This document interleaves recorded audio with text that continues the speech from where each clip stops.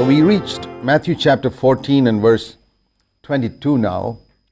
Immediately after feeding the multitude, మత్తయి సువార్త 14వ అధ్యాయం 22వ వచనానికి మనం వచ్చాం. ఇక్కడ జన సమూహములకు భోజనం పెట్టిన తర్వాత it says, he made his disciples to get into the boat and go ahead of him to the other side while he sent the multitudes away. వెంటనే ఆ జన సమూహములను తాను పంపివేయినంతలో తన శిష్యులు దోణి ఎక్కి తనకంటే ముందుగా అద్దరికి వెళ్ళవలనని ఆయన వారిని బలవంతం చేసెను. And after he had sent the multitudes away, he went up to the mountain by himself to pray. ఆయన జన సమూహములను పంపివేసి ప్రార్థన చేయుటకు ఏకాంతంగా కొండ ఎక్కిపోయెను. This is something that Jesus often did. After he had done some tremendous miracle, యేసుక్రీస్తు ప్రభువారు తరచుగా ఈ విధంగా చేస్తూ ఉండేవాళ్ళు. ఆయన ఎప్పుడైనా ఒక మహా అద్భుతాన్ని చేసినప్పుడు, like healing many sick people or feeding 5,000 with 5 loaves and 2 fish, అనేక మంది రోగులను స్వస్థపరిచిన తర్వాత 5 రొట్టెలు 2 చేపల ద్వారా 5,000 మందికి భోజనం పెట్టిన తర్వాత he would go alone to get alone with the Father. ఆయన ఏకాంతముగా వెళ్ళి తండ్రి దగ్గరికి వెళ్ళేవారు. Do you think Jesus was tempted to be proud? యేసుక్రీస్తు ప్రభువారు కూడా గర్వించటానికి శోధించబడేవారని మీరు అనుకుంటున్నారా? Well, all you got to do is read Hebrews 4:15 and you know the answer. హెబ్రీయులకు రాసిన పత్రిక 4వ అధ్యాయం 15వ వచనం మీరు చదివినట్లయితే దానికి జవాబు మీకు లభిస్తుంది. He was tempted in all things exactly as we are. ఆయన మనవలే అన్ని విషయముల్లోనూ శోధించబడెను. Supposing you had fed 5,000 people with 5 loaves and 2 fish, would you be tempted to be proud? ఒకవేళ 5 రొట్టెలు 2 చేపలతో 5,000 మందిని నువ్వు పోషించినట్లయితే నీవు శోధించబడతావా? If you had healed hundreds of sick people miraculously, would you be tempted to be proud? 100 మంది రోగులను ఎంతో అద్భుతంగా నీవు స్వస్థపరిచినట్లయితే గర్వించటానికి నీవు శోధించబడతావా? You know the answer. మీకు జవాబు తెలుసు. We would be. మనం శోధించబడతాం. Jesus was tempted, but he never became proud for a single moment. యేసుక్రీస్తు ప్రభువారు కూడా శోధించబడ్డారు. అయినా కానీ ఒక్క క్షణం కూడా ఆయన గర్వించలేదు. But it was not automatic. Holiness was not handed over to Jesus on a platter. కానీ ఇది ఆటోమేటిక్ గా జరిగేది కాదు. పరిశుద్ధత అనేది ఒక పళ్ళెంలో పెట్టి యేసుక్రీస్తు ప్రభువుకి ఏమీ ఇవ్వబడలేదు. What do we learn from Jesus' life? What does he teach us from his life? యేసుక్రీస్తు ప్రభువారి జీవితంలో మనం ఏమి నేర్చుకోవచ్చు? ఆయన జీవితం ద్వారా ఆయన మనకేమి నేర్పిస్తున్నారు? That after God has used you, get alone with God and give him the glory. దేవుడు నిన్ను వాడుకున్న తర్వాత నీవు దేవుని దగ్గరికి ఏకాంతంగా వెళ్ళి దేవునికి మహిమను చెల్లించాలి. And acknowledge that it was through his power. ఆయన శక్తి ద్వారానే అలా జరిగిందని ఆయనకు చెప్పాలి. That it was done. Remember, Christ lived on earth as a man. యేసుక్రీస్తు ప్రభువారు ఈ భూమి మీద ఒక మానవునిగా జీవించారు. That's why he could say to us, follow me. If he lived on earth as God, he would never need to pray. అందుకే నన్ను వెంబడించుడని ఆయన చెప్పారు. ఒకవేళ ఆయన దేవుడిగా ఈ భూమి మీద జీవించినట్లయితే ఆయన ప్రార్థన చేయాల్సిన అవసరం లేదు. He would never be tempted because God is never tempted. ఆయన శోధించబడేవారు కాదు, ఎందుకంటే దేవుడు కీడు విషయమై శోధింపబడనేరడు. And he could never say to us, follow me. An angel flying with wings across a river could never ask us to follow him. అప్పుడు దేవుడుగా ఉంటే నన్ను వెంబడించుడని ఆయన చెప్పి ఉండేవాడు కాదు. ఒక దేవదూత రెక్కలతో ఒక నదిని దాటి నన్ను వెంబడించు అని చెప్పలేదు. And if Christ had come to earth as God, he could never say the words, follow me. క్రీస్తు కూడా ఒక దేవునిగా ఈ భూమి మీదకి వచ్చినట్లయితే నన్ను వెంబడించుడని ఆయన చెప్పలేడు. We could boldly say to him, Lord, we cannot follow you. అప్పుడు మనం కూడా ధైర్యంగా చెప్పొచ్చు, ప్రభువా నిన్ను మేము వెంబడించలేమని. Don't tease us. You had powers that we don't have. మమ్మల్ని టీజ్ చేయొద్దు, ఎందుకంటే నీకున్న శక్తి మాకు లేదు కదా. He could say to all his disciples and to us today, follow me. ఆయన తన శిష్యులతో చెప్పాడు, మనందరితో కూడా చెప్పింది ఏంటంటే నన్ను వెంబడించుడి.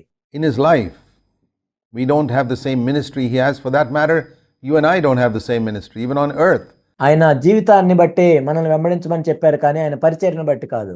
As human beings, we all don't have the same ministry. You can't do what I do, and I can't do what you do. యేసుక్రీస్తు ప్రభు యొక్క పరిచర్యను మనం చేయలేము. నిజానికి చూసినట్లయితే మనుషులుగా నీవు చేసిన పరిచర్య నేను చేయలేను, నేను చేసిన పరిచర్య నీవు చేయలేవు. మనం వేరు వేరు పరిచర్యలను కలిగి ఉంటాం. We have different functions in the body. క్రీస్తు యొక్క శరీరంలో మనము రకరకాల పనులు కలిగి ఉంటాం. The hand cannot do what the liver does. ఒక కాలేయం చేసే పని చేయి చేయలేదు. And the legs can't do what the kidneys do. మూత్రపిండాలు చేసే పని కాళ్ళు చేయలేవు. We have different functions in the body. In the body of Christ also, we all have different functions. దేహములో రకరకాల పనులు ఉన్నట్లుగా క్రీస్తు యొక్క శరీరంలో కూడా రకరకాల పనులు ఉంటాయి. So when it comes to ministry, we can't do what Christ did. పరిచర్య విషయానికి వస్తే క్రీస్తు చేసిన పరిచర్యను మనం చేయలేము. And you can't do what, for that matter, what I'm doing. And I can't do, for that matter, what you're doing.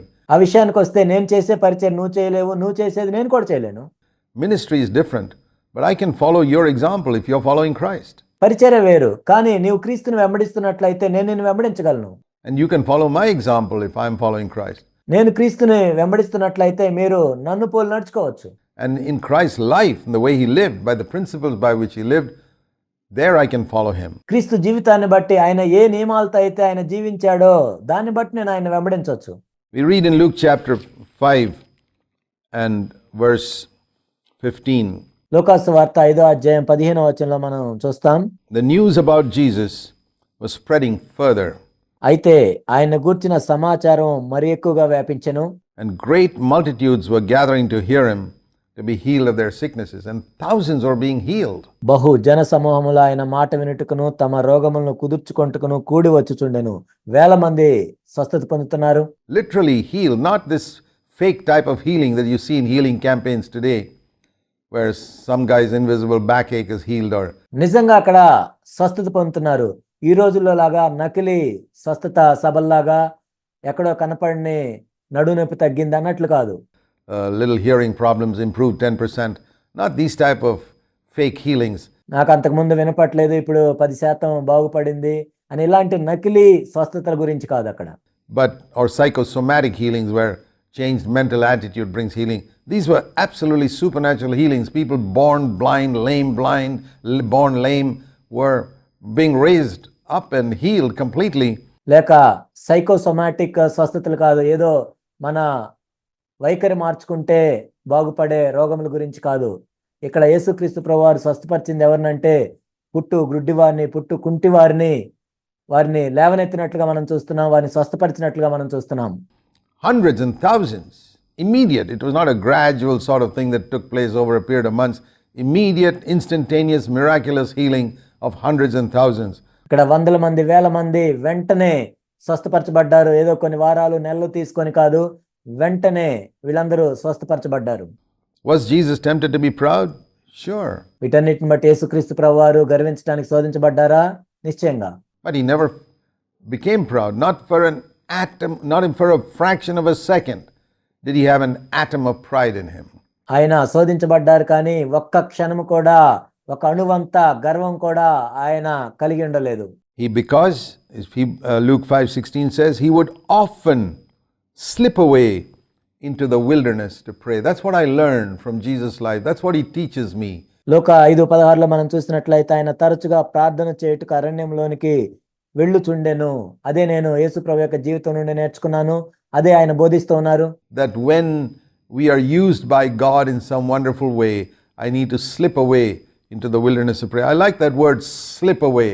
అద్భుతమైన విధానంలో దేవుని చేత వాడబడినప్పుడు ఏకాంతంగా దేవుని దగ్గరికి వెళ్ళటం, తప్పించుకొని వెళ్ళెను అనే మాట నాకు ఇష్టం. ఇక్కడ Slip away means, while a number of people are talking together, say 10 or 12 people talking together, and involved in the conversation, all of a sudden they look around and say, hey, where's Jesus? తప్పించుకొని వెళ్ళటం అంటే అక్కడ 10 మందో 12 మందో మాట్లాడుతూ ఉన్నారు, కానీ వాళ్ళు తర్వాత చూసినట్లయితే ఏడు యేసు ఎక్కడున్నాడు అని చూసుకున్నట్లుగా ఉంటుంది. He left us. When did he leave us? We don't even know when he left us. ఈయన ఎప్పుడు వెళ్ళిపోయాడో కూడా మనకు తెలియదే. That's the meaning of slip away. అది తప్పించుకొని వెళ్ళటం అంటే. It's not getting up and saying, hey fellas, I'm going for a time of prayer, excuse me. It wasn't like that. లేచి నిలబడి నేను ఇప్పుడు ప్రార్థన చేయటానికి వెళ్తున్నాను అని చెప్పి వెళ్ళటం కాదు. No, there was no announcement. ఎవరికి అలా ప్రకటించి వెళ్ళలేదు ఆయన. He just quietly, while the conversation was going on, he would slip away quietly in such a way they wouldn't even know that he's gone. అక్కడ అందరూ మాట్లాడుకుంటున్నారు, ఆయన ఎవరికి చెప్పకుండా వెళ్ళిపోయాడు. ఆయన వెళ్ళిపోయినట్లు కూడా ఎవరు గమనించలేదు. That's the way to go, get alone with God and pray.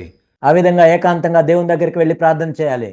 Not to make big announcements and to speak later on about it. During my time of prayer, God spoke to me and all this pompous stuff. ఏదో పెద్ద ప్రకటన చేసి ప్రార్థన చేయటానికి వెళ్ళి తర్వాత వచ్చి నేను ప్రార్థన చేసేటప్పుడు దేవుడు నాతో ఇది మాట్లాడాడు అని చెప్పుకోవటం కాదు. Or while I was fasting for 3 weeks, the Lord said this to me. నేను 3 వారాలు ఉపవాస ప్రార్థన చేస్తున్నప్పుడు దేవుడు నాతో ఇది మాట్లాడాడు అని చెప్పుకోవటం కాదు. All this type of garbage, complete disobedience. ఇదంతా చెత్తతో సమానం. ఇదంతా దేవుని యొక్క వాక్యానికి అవిధేయత చూపించటం. to what Jesus says in Matthew chapter 6, that when you fast, don't tell anybody about it. When you pray, don't let anyone know that you're praying. మత్తయి సువార్త 6వ అధ్యాయంలో యేసుక్రీస్తు ప్రభువారు చెప్పినట్లుగా నీవు ప్రార్థన చేసేటప్పుడు ఎవరికి తెలియకుండా చేయమని చెప్పారు. నీవు ఉపవాసం ఉన్నప్పుడు ఎవరికి తెలియకుండా ఉండమని చెప్పారు. I have seen that Christians who fast and pray are the ones who disobey that command the most. నేను క్రైస్తవుల్లో చూసింది ఏంటంటే ఎవరైతే ఉపవాసం ఉండి ప్రార్థనలు చేస్తారో ఆ వచనానికి వాళ్ళే ఎక్కువ అవిధేయత చూపిస్తూ ఉంటారు. They have a tremendous lust to inform others how long they fasted. వాళ్ళు ఎంతకాలం ఉపవాసం ఉన్నారో చెప్పాలని వాళ్ళు ఎంతో మోహంతో ఉంటారు, ఇతరులకు తెలియజేయాలని. That they fasted. They have a tremendous lust to inform others how long they prayed. How do you know these men of God pray for 2 hours every day like you? కాబట్టి వాళ్ళు ఎంతకాలం ఉపవాసం ఉండి ప్రార్థన చేశారని ఇతరులకు తెలియజేయడానికి ఎంతో దురాశను కలిగి ఉంటారు. ఒక దైవజనుడు 2 గంటలు ప్రార్థన చేశారు, 3 గంటలు ప్రార్థన చేశారని ఎలా తెలుస్తుంది? Hear stories. They must have told someone. వాళ్ళు ఎవరికో చెప్పుంటారు. I mean, if their family members may know it. If it's spoken by others, it's okay. But if they themselves inform others, వాళ్ళ కుటుంబ సభ్యులకి తెలుస్తుంది. ఒకవేళ వాళ్ళు ఇతరులకు చెప్తే సరే, కానీ వీళ్ళే చెప్పుకోకూడదు. they are violating, disobeying Matthew chapter 6, మత్తయి సువార్త 6వ అధ్యాయంలోని వచనాలకు వాళ్ళు నేరుగా అవిధేయత చూపిస్తూ ఉన్నారు. where he said, when you pray, don't let anybody know about it. నీవు ప్రార్థన చేసినప్పుడు అది ఎవరికి తెలియకూడదు. When you fast, don't let anyone know about it. When you give money, don't let anyone know about it. నీవు ఉపవాసం ఉన్నప్పుడు అది ఎవరికి తెలియకూడదు. నీవు డబ్బులు ఇచ్చినప్పుడు కూడా అది ఎవరికి తెలియకూడదు. Much disobeyed commands by Christians. క్రైస్తవులు బాగా అవిధేయత చూపించే వాక్యాలు ఇవి. So Jesus would slip away and pray, and that's what we see here after feeding the 5,000 in Matthew 14 and verse 23. యేసుక్రీస్తు ప్రభువారు తప్పించుకొని వెళ్ళి ప్రార్థన చేస్తూ ఉండేవాళ్ళు. ఇక్కడ 5,000 మందికి భోజనం పెట్టిన తర్వాత మత్తయి సువార్త 14:22లో మనం చూస్తున్నాం. He went up to the mountain to pray, and when it was evening, he was there alone. మత్తయి 14:23 ఆయన జనసమూహమును పంపివేసి ప్రార్థన చేయుటకు ఏకాంతంగా కొండ ఎక్కిపోయి సాయంకాలం అయినప్పుడు ఒంటరిగా ఉండెను. That's why in his entire life, he never sinned. అందుకే ఆయన జీవితం మొత్తంలో మనం చూసినట్లయితే ఎప్పుడు పాపం చేయలేదు. Not even for a moment. There was not even for a fraction of a second was there pride in him. He was tempted. ఆయన ఒక్క క్షణం కూడా, ఫ్రాక్షన్ ఆఫ్ సెకండ్ కూడా ఆయన గర్వించలేదు. ఆయన శోధించబడ్డాడు. Thoughts of pride would be flashed into his mind by the devil, I'm sure. He overcame them. అపవాది నుండి గర్వపు తలంపులు ఆయనకు వచ్చే ఉంటాయి. అయితే ఆయన వాటిని జయించారు. Because he'd get alone with his father. ఎందుకంటే ఆయన ఏకాంతంగా తండ్రి దగ్గరికి వెళ్ళాడు కాబట్టి. Now, if he was not like us, he had come here as God, then he would not need to get alone like that in prayer. ఒకవేళ ఆయన మనవలే కాకుండా దేవునిగా వచ్చినట్లయితే ఆయన ప్రార్థన చేయాల్సిన అవసరం లేదు. Prayer is the expression of weakness and helplessness. ప్రార్థన అనేది బలహీనతకు, నిస్సహాయతకు గుర్తు. It's only a weak person who prays. బలహీనుడు మాత్రమే ప్రార్థన చేస్తాడు. It's because we think we are so strong that we don't pray so much. It's మనం బలవంతులు అని మనం అనుకుంటాం కాబట్టి ఎక్కువగా మనం ప్రార్థన చేయము.